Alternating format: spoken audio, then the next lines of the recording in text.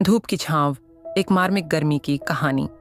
गर्मी का मौसम था, सूरज आग बरसा रहा था और हवा में तपिश थी। दिल्ली की सड़कों पर चलना मुश्किल हो रहा था, मानो जमीन आग उगल रही हो। ऐसे में जहां अमीर लोग एयर कंडीशन कमरों में बंद थे, वहीं एक छोटी सी झुग्गी बस्ती में ओन राहुल हान और उसकी छोटी बहन पिंकी पेड़ की छांव में बैठे थे। राहुल की उम्र 12 साल थी और पिंकी महज 8 साल की। उनके पिता रामू एक रिक्शा चालक थे और माँ सुमन कुछ घरों में बर्तन मांजकर गुजारा चलाती थी। गर्मी के इस मौसम में काम मिलना मुश्किल हो गया था। रामू का रिक्शा अक्सर खाली लौट आता और सुमन को भी कई घरों से काम नहीं मिल पाता था। भैया, मुझे बहुत प्यास लगी है, पिंकी ने कमजोर आवाज में कहा। राहुल ने प्लास्टिक की बोतल उठाई, लेकिन वह खाली थी। पास वाला सार्वजनिक नल तो 3 दिन से सूखा पड़ा था। चल, मैं तुझे पानी ला देता हूँ, राहुल ने हिम्मत बांधी और पास की सड़क पर निकल गया। सब्सक्राइब करे, चैनल लाइक करे, शेयर करे। राहुल ने पहली दुकान पर जाकर पानी मांगा, लेकिन दुकानदार ने उसे डांट कर भगा दिया।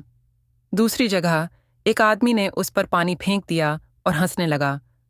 राहुल की आंखों में आंसू आ गए, लेकिन वह पिंकी के लिए पानी लेकर ही जाना चाहता था।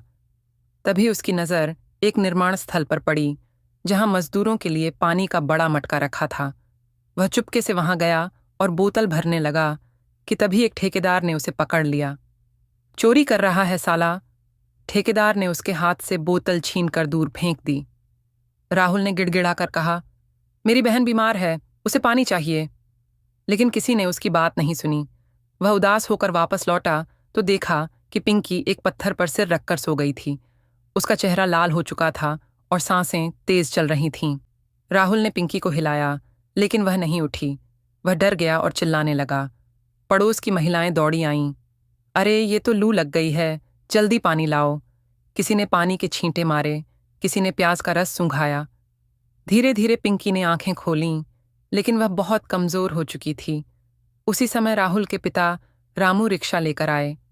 वे सुबह से कुछ नहीं खाए थे और उनका चेहरा पीला पड़ रहा था। जब उन्होंने पिंकी की हालत देखी तो वे बेहोश होकर गिर पड़े। अस्पताल की ओर पूरी बस्ती हलचल में आ गई। किसी ने एम्बुलेंस को फोन किया। रामू और पिंकी को सरकारी अस्पताल ले जाया गया। डॉक्टर ने बताया कि दोनों को डिहाइड्रेशन और हीट स्ट्रोक हुआ है। राहुल की मां सुमन अस्पताल पहुंची तो उसके पास इलाज के पैसे नहीं थे। उसने अपने गहने गिरवी रखकर दवाइयां खरीदीं। एक नई उम्मीद। 3 दिन बाद जब रामू और पिंकी ठीक हुए तो अस्पताल के एक सामाजिक कार्यकर्ता ने उनकी कहानी सुनी। उसने बस्ती में पानी की टंकी लगवाई और बच्चों के लिए नियमित पोषण केंद्र शुरू करवाया। राहुल को एक अच्छे स्कूल में दाखिला मिला, जहां उसकी पढ़ाई का खर्चा सरकार उठाती थी। पिंकी भी अब स्वस्थ थी और उसने भी स्कूल जाना शुरू कर दिया। राहुल बड़ा होकर सामाजिक कार्यकर्ता बना है। वह गर्मियों में गरीब बस्तियों में पानी के टैंकर भेजता है और बच्चों को डिहाइड्रेशन से बचने के तरीके सिखाता है। उसकी यह कहानी हमें सिखाती है कि छोटे छोटे प्रयासों से बड़े बदलाव आ सकते हैं। गर्मी की यह कहानी सिर्फ प्यास और तपिश की नहीं, बल्कि हिम्मत और इंसानियत की भी कहानी है।